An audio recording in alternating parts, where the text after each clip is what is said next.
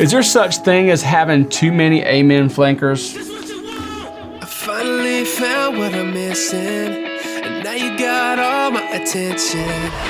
Driving me wild, got me wishing that you were all mine. You're irresistible, so refreshing. You're irresistible, tell the essence. I can feel your energy all over me. Close my eyes and I breathe in. You're irresistible.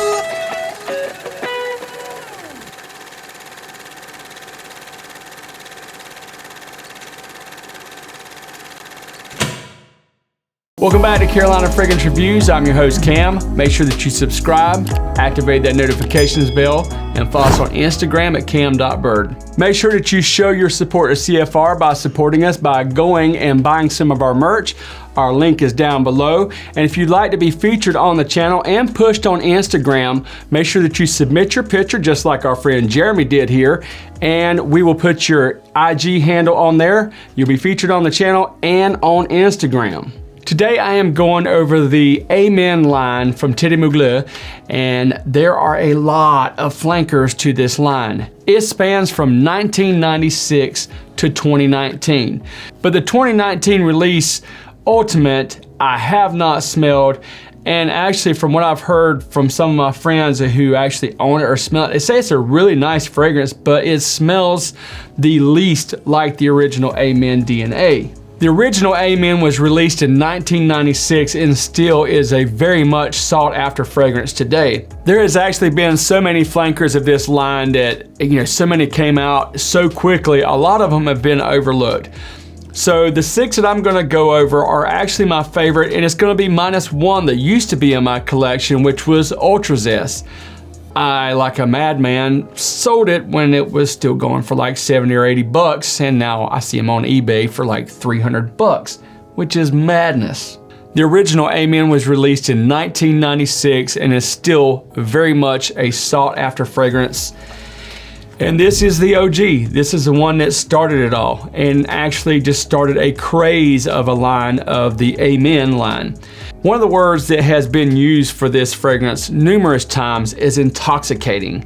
And this DNA has actually hung on to each flanker in one way, shape, or the other, whether it dropped notes, picked up notes, dialed down the original DNA and did something else to it, but each one is a modification and been tweaked in one way or the other.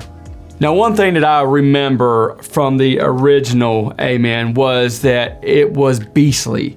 It had, like a gourmandish vibe, and I can remember like so many people talking about that it was just so loud and projected so much. I even remember people talking about this being a clubbing scent, and I guess that kind of tells you how long I've actually been, watching fragrance reviews. I can remember seeing this in people's top 10 lists. Now, obviously, people were not reviewing fragrances on YouTube in 1996, but this boozy and delectable semi-gourmand fragrance was on everybody's list at one time and is still a very, very sexy and sought after fragrance, even in its newer formulation. The notes for Amen are patchouli, vanilla, coffee, bergamot, lavender, peppermint, tonka, vanilla, caramel, chocolate, and musk. The rubber flasks are kind of like either love or hate.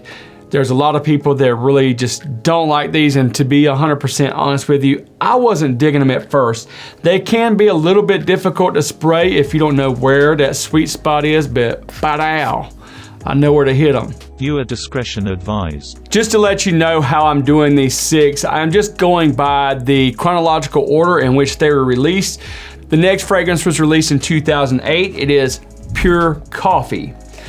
Now, this one is also kind of like a love or hate fragrance. I've heard a lot of people, talk down about this fragrance. I was on the ropes about it. I actually had a decant. I couldn't decide if I liked it or not, just like some of the other ones I've owned, that I've actually later dismissed. Some of those would include like Pure Wood, Pure Tonka. They're not bad fragrances, not bad at all, but they kind of get a little redundant in certain ways.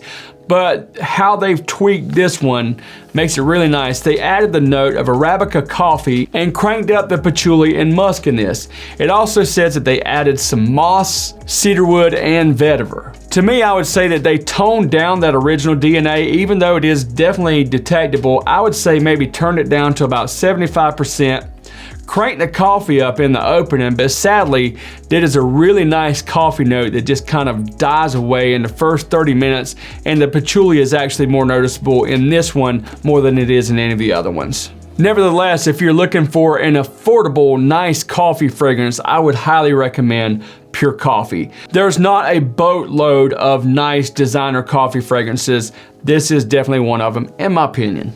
Next release is 2009. It is Pure Malt. This one's naked. In case you guys have not ever seen what one of these look like out of the flask. Get the flask. This is what it looks like.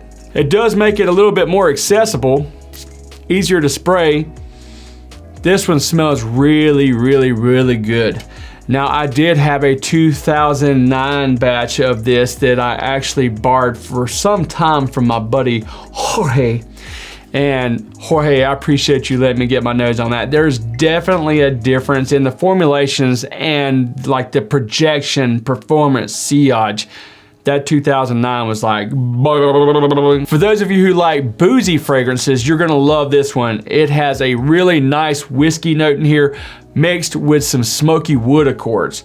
This is really, really, really good, and definitely in the top 2 of my favorite of the Amen line. Next up is 2011 release and my absolute favorite of the Amen line, Pure Havane. This one actually is my most complimented out of the Amen line. There's something sexy about this. This is a really, really nice fragrance to wear in the fall and winter time. Actually, pretty much the majority of all the Amen line are really, for the most part, geared for like, you know, moderate to cooler weather, but there are a couple of variations that will work fine in the spring and the summer. So with Pure Havane, they have gone with a gourmand tobacco. They actually have a honeyed tobacco note in here, as well as some added labdanum, amber, and STYRAX. This is a beautiful, beautiful fragrance and absolutely screams like fall and winter. This is a fun fragrance to wear, and even though some of my fun fragrances are just ones I like to wear, I don't give a rip if I get compliments or not, this is definitely, easily, by far the most complimented out of the lot that I have of the Amen line. Next up is a 2012 release, Pure Leather. So for those of you who are yearning for like the performance and the presence of the Amen of yesteryear, this is gonna be as close as you get. This one has stellar performance, stellar projection, and what they did on this one is they actually submerged the original Amen DNA in leather barrels and let it soak for 4 weeks.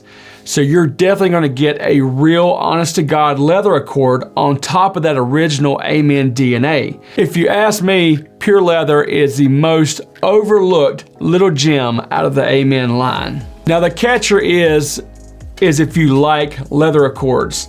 Now if you like that original DNA and you like leather fragrances, or you would like to explore leather fragrances, this is definitely one that I would recommend or suggest. It is a very, very wearable leather fragrance, and like I said, it does have very, very good performance. The last fragrance I have was released in 2017. It is Kryptomint. Now Kryptomint, I think, is also another underrated gem. Now I do see people, talking about this, talking about how they like it. And, a lot of people thought the freshness of this was actually comparable to like Ultra Zest. Now they were 2 different formulations. Ultra Zest had like the red, I think it was like blood orange they had in it. It had like a real clean citrus opening. This one took the original DNA, dialed it down about 50%, and amplified the peppermint in this to make it a nice, fresh, and invigorating take of that Amen DNA. They also added sage and geranium to really brighten this thing up. If you're thinking about like a cool, crisp morning, like in the mountains or something, that's what I get out of this. But you could also easily pull this off like in the warmer weather, because those dark and more gourmandish type tones to the original DNA have been dialed down so much, and the peppermint just makes it like a really fresh, crisp, and invigorating take of the ABN DNA. Considering that they have toned down all those dark notes, for this to be a lighter version of it, it actually has decent performance. So how many of these is it to have to be redundant? Well, that is subjective to what you personally like. I think each one of these holds its own merit, at least out of the ones that I have, and there are a couple of other ones that might be worth having that you have in your collection that you really enjoy. But having like one with leather, one with tonka, tobacco, you know, the amplifying, the mint, so on and so forth, you can see where, you know, it's not too redundant. But one of the downsides to this line is they release so many of them so systematically and so fast that some of them got lost in translation and overlooked.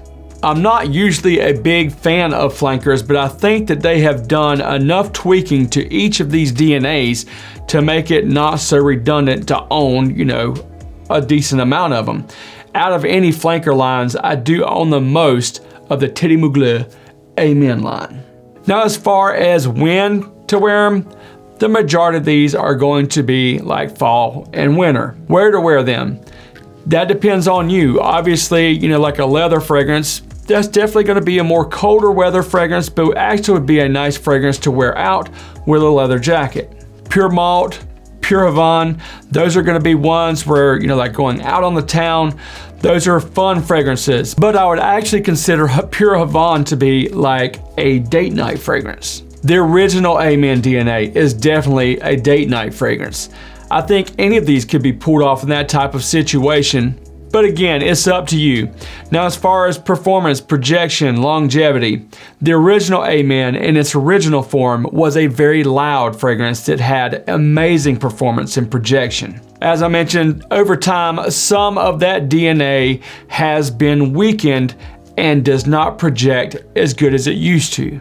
The average projection I'm getting on most of these is about an hour and a half with about 7 to 8 hours of longevity. Whereas in the 2009 Pure Havane actually was lasting 12 hours. An older formulation that I used to have of the original Amen DNA was actually getting 12 plus hours. So the only one that I have in my collection that's actually going to exceed like 8 or 9 hours max is going to be the Pure Leather.